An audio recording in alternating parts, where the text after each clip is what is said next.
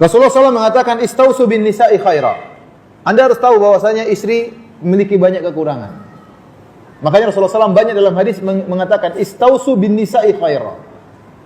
Saling berwasiatlah untuk berbuat baik kepada istri. Bahkan sebagian ulama menafsirkan istausu itu artinya saling mewasiatkan. Seperti saya wasiatin kepada antum, antum wasiatin kepada saya. Karena berbuat baik kepada istri sering terlupakan. Sehingga sering terbatik dalam benak suami istri ini memang kewajiban dia jadi istri, memang kewajibannya harus gitu, harus masak, harus ini, harus ini, harus ini. Sehingga dia tidak merasa itu kebaikan istri, terlupakan kebaikan istri tersebut. Ya. Nanti kalau ke Arab Saudi beda, istri tidak harus masak, dia bilang mana pembantu. Dia minta pembantu. Ente subhanallah istri ente baik sekali. Dia yang masak, dia yang mencuci pakaian, dia yang merapikan rumah, ya. Dia yang macam-macam. Ya. Ente ambil dia dari rumahnya, mungkin dulu istri ente orang kaya, disayang sama ibunya, disayang sama bapaknya, manja. Begitu sampai rumah ente suruh masak, ente suruh ini, suruh ini. Setelah itu ente tidak berterima kasih kepada istri. Makanya terkadang kebaikan istri sering terlupakan. Maka Rasulullah SAW mengatakan istausu bin nisa'i khaira. Hendaknya kalian saling mewasiatkan di antara kalian agar berbuat baik kepada wanita. Karena ini sering terlupakan. Kemudian kata Nabi SAW, fa innahunna khuliqna min dhila. Kenapa? Karena para wanita diciptakan dari tulang rusuk. Dan tulang rusuk itu bengkok, dan yang paling bengkok adalah bagian atasnya. Fa inna awaja syai'in fi dhila a'lahu. Kata Nabi SAW, yang paling bengkok dari tulang rusuk adalah bagian atasnya. Maka para ulama berselisih apa maknanya paling atasnya kok yang paling bengkok. Ada yang mengatakan maksudnya perempuan yang paling bengkok itu lisannya. Ada yang mengatakan otaknya bengkok. Ada yang mengatakan lisannya. Kalau ngomong kadang emosional. Wanita seperti itu mendahulukan emosionalnya daripada apa? Daripada nalarnya. Ya. Sehingga dia tidak berpikir dengan panjang. Pikirannya apa? Cepat, maunya cepat, maunya cepat, maunya cepat. Tergesa-gesa dan macam-macamnya. Ya.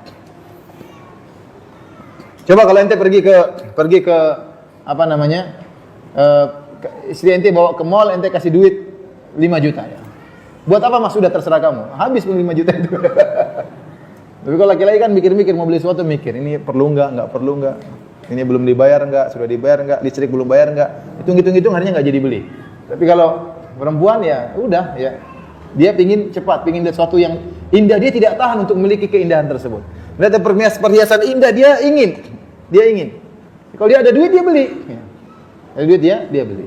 Maka wanita itu punya kekurangan. Jadi tatkala Rasulullah SAW menyebutkan kekurangan wanita bukan untuk kita cela, tapi untuk kita berikan uzur kepada mereka. Perhatikan ini. Makanya Rasulullah SAW buka dengan hadisnya istausu bin nisa'i khaira. Hendaknya kalian saling wasiat, saling mengingatkan untuk berbuat baik kepada para istri, karena istri itu punya kekurangan. Rasulullah SAW juga bersabda, la yafruqu mu'minun mu'minah in kariha minha khuluqan radiya minhal akhar. Janganlah seorang suami membenci seorang istri yang mukminah. Jangan dia membencinya. Kalau ada suatu perang yang dia tidak sukai, pasti ada perang yang lain yang dia sukai. Istri kita pasti punya kekurangan, Saya katakan tadi, Allah mentakdirkan Anda menikah dengan wanita tersebut. Di antara jutaan wanita, di antara miliaran wanita, dia jadi istri Anda. Ya sudah, terima yang seadanya, terima begitulah modelnya. Dengan kekurangannya. Jangan lihat sisi negatifnya terus, banyak sisi positifnya. Kalau sisi negatif kita perbaiki.